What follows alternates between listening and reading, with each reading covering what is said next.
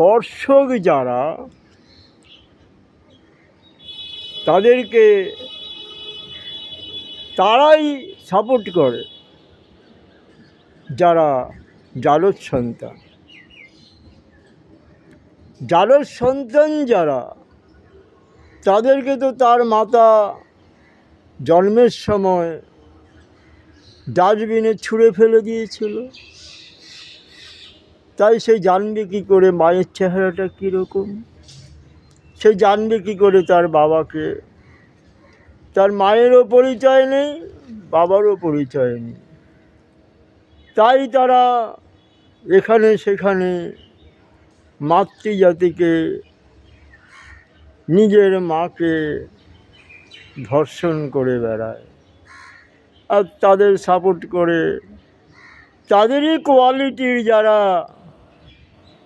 ধর্ষক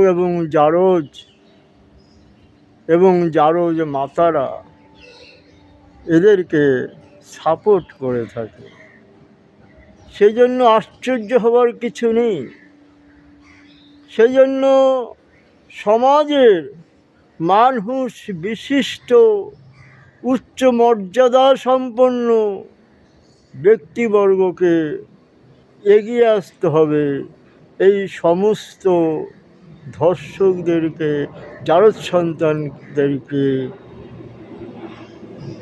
বধ করার জন্য, এদেরকে যথেষ্ট পরিমাণে উপযুক্ত শাস্তি দেওয়ার জন্য মানুষ বিশিষ্ট শিক্ষিত জনসমাজকে এগিয়ে আসতে হবে। তবেই সমাজের পরিবর্তন হবে। এই নোংরা সমাজের পরিবর্তন করার জন্য মানুষকে এগিয়ে আসতে হবে।